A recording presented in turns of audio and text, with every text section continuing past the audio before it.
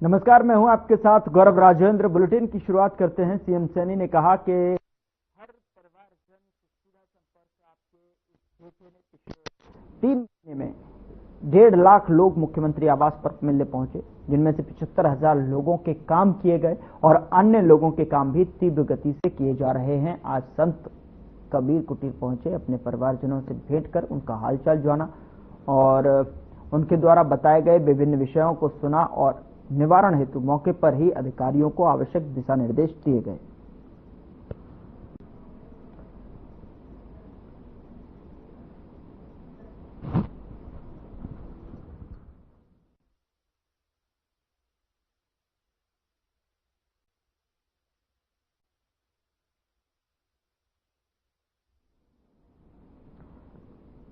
उधर सीएम सैनी ने social media platform x पर लिखा, सर्वे संतो निरामया। विश्व स्वास्थ्य दिवस पर हम सभी को स्वस्थ जीवन शैली के प्रति अपनी प्रतिबद्धता प्रदर्शित करते हुए जागरूकता हेतु सर्वोत्तम प्रयास करने होंगे और जिससे स्वस्थ विश्व की नींव पड़े एवं भावी पीढ़ियां हृष्ट और पुष्ट दिखाई दें, शक्तिशाली हों। स्वस्थ कल के लिए वर्तमान में आहार विहार के प्रति जागरूक होना ही आने वाले समय की मांग है।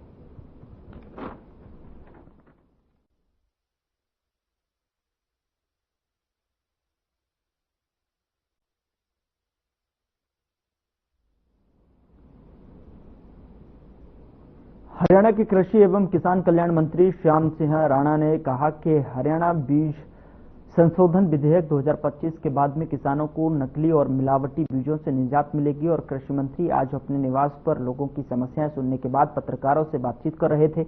बता दें कि राणा ने इस विधेयक के बाद बीज निर्माताओं और विक्रेताओं के विरोध पर कहा कि अगर बीज असली है तो किसी को कोई दिक्कत नहीं होनी चाहिए। सरकार का उद्देश्य किसानों को नकली और मिलावटी बीजों से निजात दिलाना है ताकि उनकी आमदनी बढ़ सके।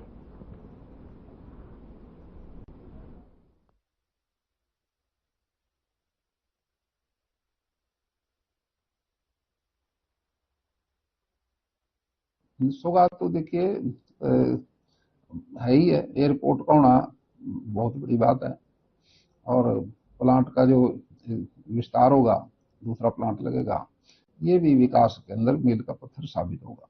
हरियाणा प्रदेश के विकास में ये चीजें अहम होती हैं जो प्रधानमंत्री जी करते रहते हैं हमेशा। देखिए, विकसित प्रदेश, विकसित देश, ये हमारे 37 राज्य हैं।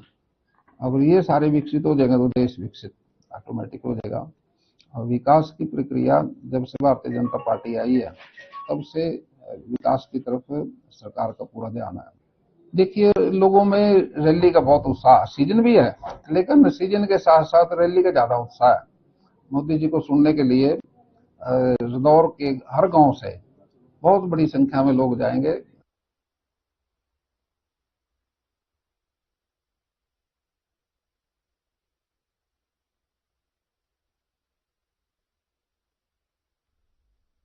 उधर कांग्रेस पार्टी के नूह विधायक आफताब अहमद और फिरोजपुर छिरका से विधायक मामन खान ने नूह कांग्रेस पार्टी के जिला कार्यालय में वक्फ बिल को लेकर एक प्रेस कॉन्फ्रेंस की है और ये बिल वक्फ संपत्तियों के प्रबंधन और केंद्रीय वक्फ परिषद और वक्फ बोर्ड्स की संरचना में बदलाव करने के लिए प्रस्तावित किया गया है। बता दें कि आफताब अहमद ने कहा कि वक्फ की घोषणा करने वाले व्यक्ति को कम से कम 5 वर्ष तक इस्लाम का पालन करना आवश्यक होगा।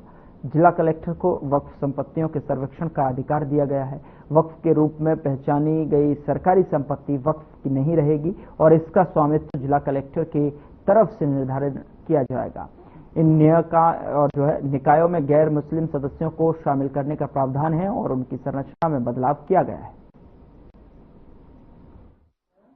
रखेंगे क्योंकि हमारे सामने अभी रास्ता है कि हम अपनी बात को रखें और इसी के साथ साथ आंदोलन की भी, जैसे मैंने कहा आपके बीच में, हम मिलजुल के जब फैसला होगा, सामूहिक फैसला लेके इस बिल के विरोध करने के लिए चाहे सड़क पे आना पड़े, धरना करना पड़े, चाहे कोई भी लोकतंत्र में जो हमें अधिकार मिला है उसको करना पड़े, हम उसको मिलके हम अपने इस मुद्दे को, अपने को, इस हक को और अपनी मांग को, इसके लिए किसी भी उसके धरना प्रदर्शन और जो एहतियात है उसको करेंगे। कि जो ये एक्ट आया है, जो 5 तारीख को बजट नोटिफिकेशन हुई है, जिस तरह से भाजपा सरकार देश में मुसलमानों को कमजोर करने की काम कर रही है, ये एक साजिश के तहत किया जा रहा है सारा। कभी एनआरसी, सीए, अभी वक्फ एक्ट लेके आए हैं, और वक्फ एक्ट के कितने नुकसान हैं ये सबको पता है। मैं ये बताना चाहता हूं कि पार्लियामेंट में ये जोर जोर देके कहा जा रहा था कि कोई भी गैर मुस्लिम आदमी इस एक्ट में नहीं आएगा, बोर्ड में मेंबर नहीं बनेगा, जबकि जो गजट नोटिफिकेशन आई है, मंत्री जी ने आपको दिखाई, इसमें साफ स्पष्ट लिख रहा है कि इसमें गैर मुस्लिम रहेगा। हमेशा संशोधन होते रहे, संविधान में भी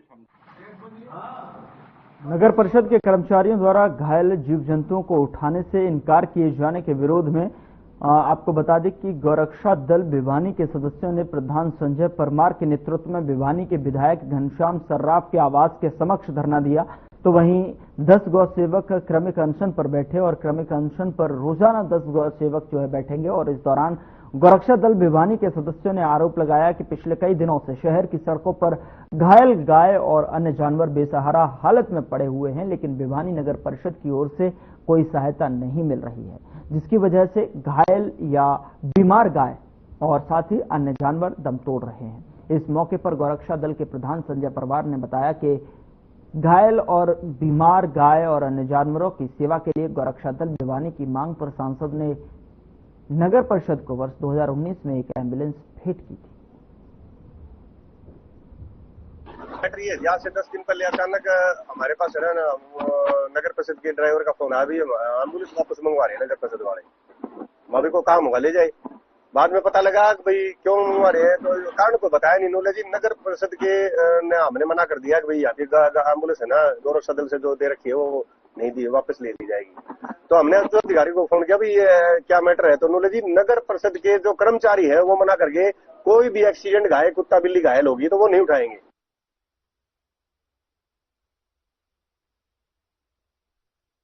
खबर सिरसा से है, जहां पर पुलिस अधीक्षक विक्रांत भूषण के निर्देशानुसार जिले भर में अपराध और अपराधियों के खिलाफ चलाए जा रहे विशेष अभियान के तहत कार्रवाई करते हुए जिला की एलनाबाद थाना पुलिस ने महत्वपूर्ण सूचना के आधार पर कार्रवाई करते हुए एलनाबाद क्षेत्र में हुए मोटरसाइकिल लूटपाट की घटना को सुलझाते हुए 2 आरोपियों को गिरफ्तार कर लिया है। दरअसल आपको बता दें कि एलनाबाद थाना प्रभारी सब इंस्पेक्टर सुरेंद्र सिंह ने बताया कि बेहरवाला खुर्द निवासी मनोज कुमार नाम निवास ने पुलिस को शिकायत दी। और आपको बता दें कि एलनाबाद ने एक दुकान पर काम करता है।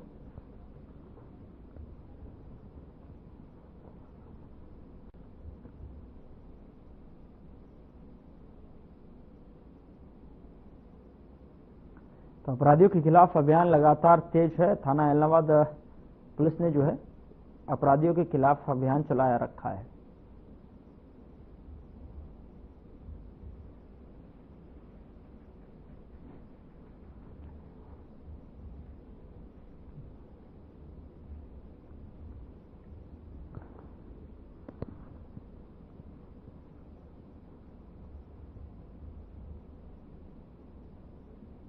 खबर सिरसा से है, जहां एलनाबाद पुलिस की सीआईए टीम ने 15 ग्राम 34 मिलीग्राम हेरोइन के साथ में तस्कर को गिरफ्तार किया है। दरअसल आपको बता दें कि पुलिस ने यह कार्रवाई सिरसा क्षेत्र के कंगनपुर रोड पर की है, जहां पर कार में सवार तस्कर इस हेरोइन को लेकर जा रहा था। फिलहाल पुलिस ने संबंधित धाराओं में मामला दर्ज कर आगे की कार्रवाई में शुरू कर दी है।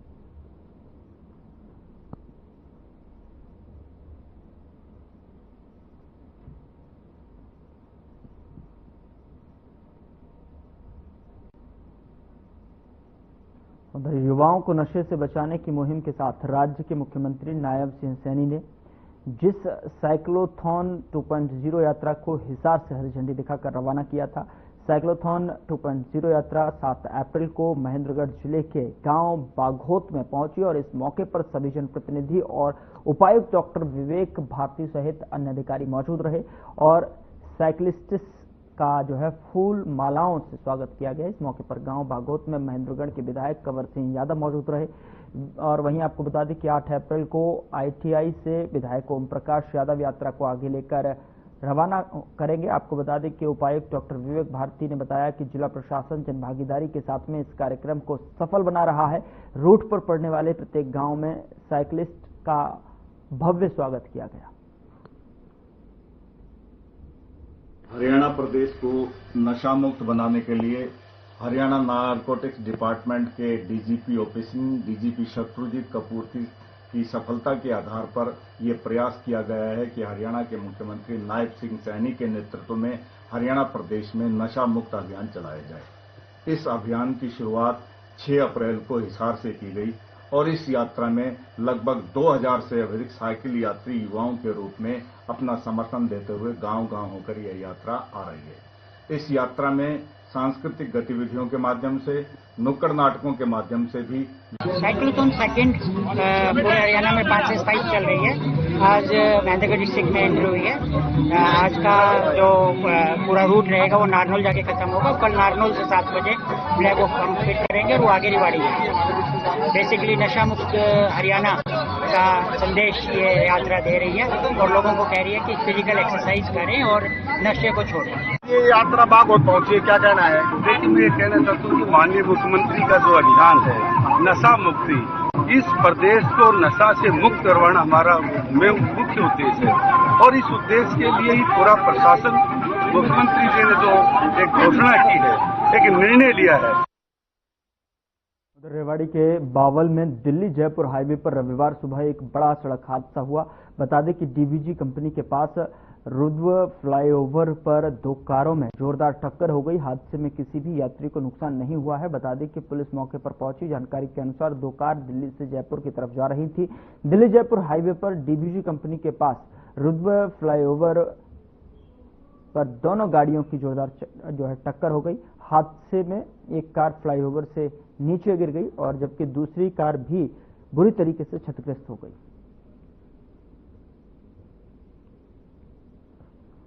तो अपना डीवीजी कंपनी के पास फ्लाईओवर रूद का है ना, उस पर एक्सीडेंट होगा। जो एक गाड़ी तो ऊपर मौके पर रोड पर है, दूसरी गाड़ी है वो पुल से नीचे गिर गई।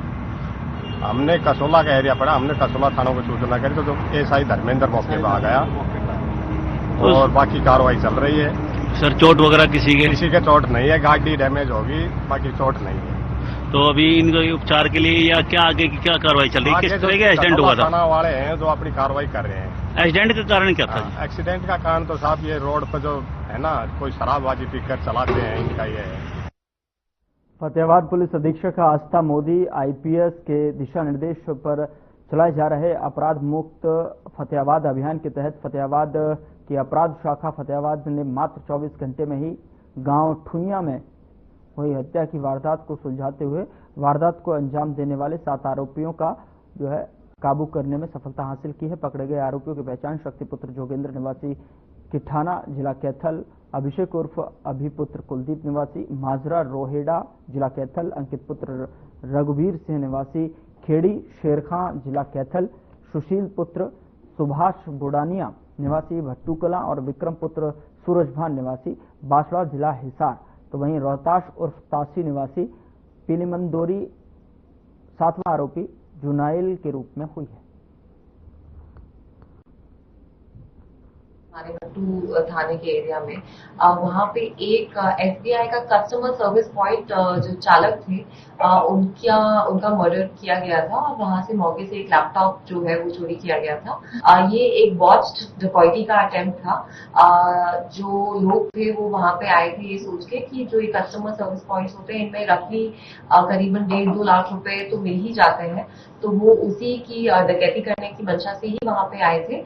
पैसे वो नहीं ले जा पाए क्योंकि वहां पे जो चालक थे, संचालक थे, उन्होंने जो चाबियां थी वो बाहर फेंक दी खिड़की से, तो पैसे नहीं ले जा पाए। तो उन्होंने वहां पे फायर किया था। उन्होंने 3 राउंड फायर करे थे जिसमें से एक मिसफायर हुआ था और एक जो डिसीज्ड है, जो विक्टिम है प्रदीप कुमार, एक उनको चेस्ट में लगा था जिसके कारण उनकी मृत्यु हो गई थी। 7 लोग इस मैटर में अरेस्ट कर लिए हैं। 4 व्यक्ति जो थे जो कि एक्चुअल घटना के टाइम जिन्होंने घटना को अंजाम दिया और 3 और लोग जो कंस्पिरेसी में उनके साथ शामिल थे। हरियाणा में फिर से एंटर करने का प्रयास। रामनवमी के पावन अवसर पर धोलेड़ा गांव में एक वॉलीबॉल प्रतियोगिता का आयोजन किया गया था। आपको बता दें कि इस प्रतियोगिता में भारतीय सेना की टीमों ने भी भाग लिया, जिनमें जाट रेजिमेंट को 2 टीमें और राजपूत रेजिमेंट की 1 टीम, आर्म्ड कोर की 1 टीम और मोखुता खेल नर्सरी की 1 टीम साथ ही धोलेड़ा खेल नर्सरी की 2 टीम सीनियर और जूनियर शामिल थी। आपको बता दें कि सेमीफाइनल मुकाबला 24 जाट रेजिमेंट और बैतपुर आर्म रेजिमेंट के बीच में हुआ, तो वहीं जाट रेजिमेंट ने जीत हासिल की। तो फाइनल मैच 24 जाट रेजिमेंट और धोलेड़ा खेल नर्सरी सीनियर टीम के बीच में देखने को मिला। तो वहीं आपको बता दें कि जिसमें 24 जाट ने ट्रॉफी अपने नाम की और इस खेल प्रतियोगिता में मुख्य अतिथि के तौर पर EMRS स्कूल बेलगाम कर्नाटका के प्रधानाचार्य महेंद्र सिंह ने शिरकत की और रिबन काटकर प्रतियोगिता का शुभारंभ किया। इस मौके पर कैप्टन अशोक यादव, भीम सिंह गुड़वाल, कोच धर्मपाल, नायब सूबेदार मनोज मोहनपुर, सूबेदार राजेश, सूबेदार ओम प्रकाश यादव, सरपंच देवेंद्र कुमार मौजूद रहे।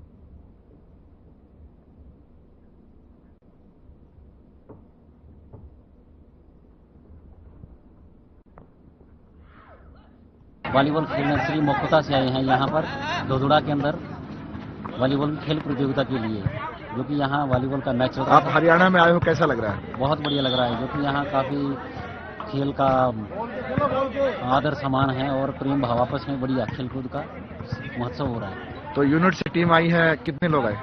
यूनिट से हम 10 आदमी आए हैं, तो काफी अच्छा लगा यहाँ पर खेल।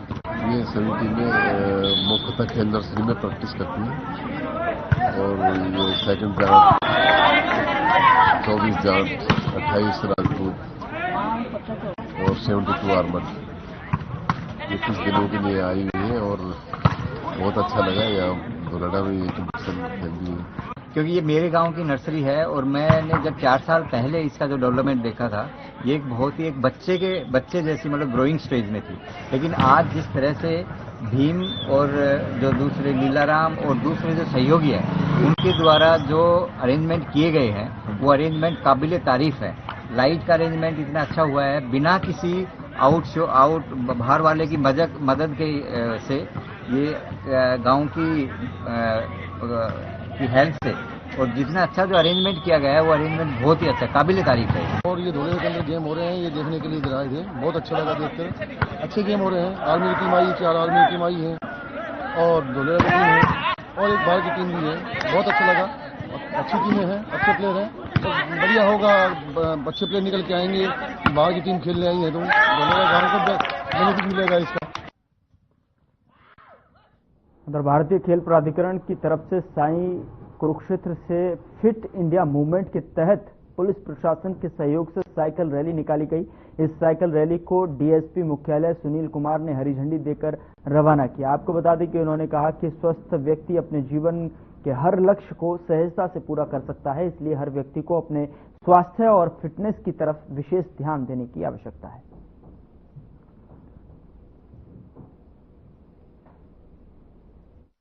जो स्पोर्ट्स अथॉरिटी ऑफ इंडिया ने एक प्रोग्राम चलाया हुआ है जिसमें पुलिस के सहयोग से एक साइकिल पे एक रैली निकाली जा रही है, जिसमें पुलिस मुलाजिम बढ़ चढ़ कर भाग ले रहे हैं। और फिट इंडिया के अलावा हमारा एक मूवमेंट चला हुआ है हरियाणा सरकार की तरफ से जो नशा मुक्त अभियान है, तो उसको भी लेके हम जागरूक लोगों को कर रहे हैं इसके माध्यम से। तो ये बहुत ही अच्छा सराहनीय कदम है जो स्पोर्ट्स अथॉरिटी ऑफ इंडिया है। इसके लिए मैं सब स्पोर्ट्स अथॉरिटी ऑफ इंडिया के अधिकारियों को धन्यवाद देना चाहता हूँ।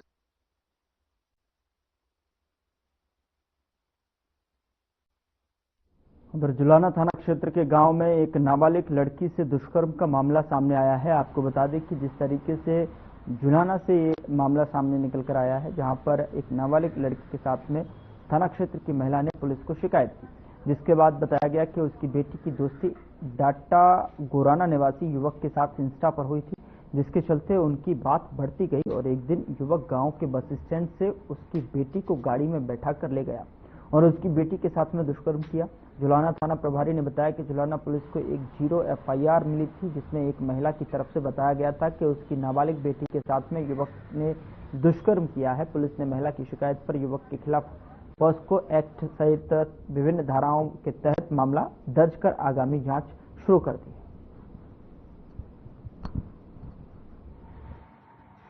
थाना क्षेत्र में हमारे पास एक शिकायत प्राप्त हुई। एक महिला द्वारा शिकायत दी गई कि उसकी नाबालिग लड़की के साथ में गलत काम हुआ है। उस संबंध में हमने मुकदमा दर्ज करके और हम अपनी कार्रवाई को नियमानुसार अमल में लेके आ रहे हैं। किस तरह की शिकायत दी गई थी? कौन सी एफआईआर पहले यहाँ पर हुई? ये पोक्सो के रिलेटेड कंप्लेंट हमें मिली थी, जिसमें वो लड़की नाबालिग थी, तो उसमें उसकी माता के द्वारा हमें सूचना दी गई थी, जिसपे हमने मुकदमा दर्ज कर दिया।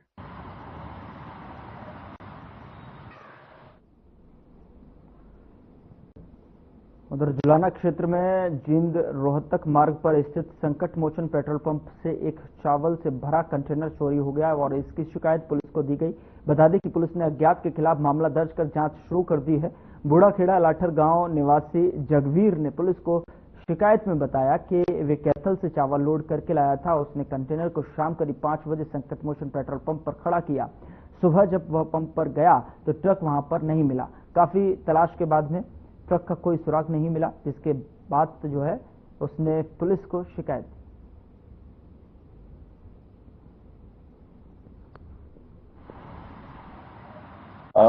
हमारे पास में एक ट्रक चोरी की शिकायत प्राप्त हुई थी।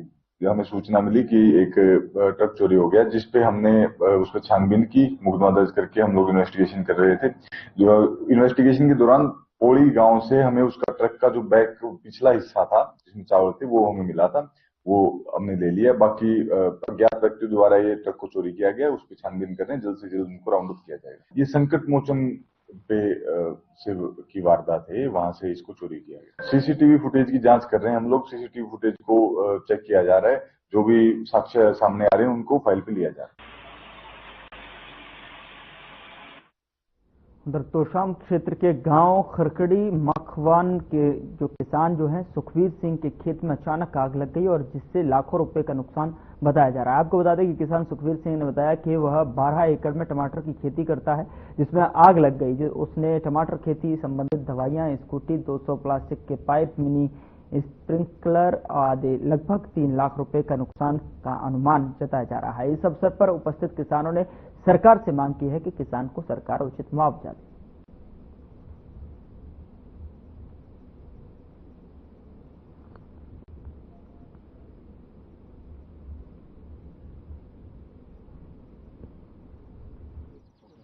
टमाटर में लॉसिंग तो है जी, कई सालों से टमाटर की खेती करा। हाँ, ऊपर से ये प्रकृति ने मार दे दी, तो हम तो प्रशासन डीसी साहब से यही मांग करते हैं जी, इसको उचित कुछ दिया जाए तो ये उस पर दोबारा खड़ा हो जाए। 112 पर आपने फोन किया था? हाँ, 112 का फोन किया था जी, मैंने कॉल की थी भाई के नंबर से। फायर ब्रिगेड को भी की थी। जब फायर ब्रिगेड का आया उस टाइम हमने बुझा ली थी जी। काफी किसान आगे थे यहाँ, बहुत ज्यादा किसान आसी पड़ोसी सारे आगे, इसको बुझा लिया गया था।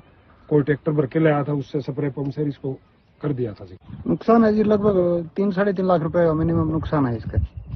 75,000 रुपए की तो काल की दवाई लाउडी रखी है, खाद भी थी जिसमें और भी गणे अंदर 3 विंडो तो उसके नलकी के थे स्प्रे वाली के। सरकार से मांग है जी आपको कुछ न कुछ इसको भाई साहब को सहायता प्रदान की जाए, जो भी उसकी।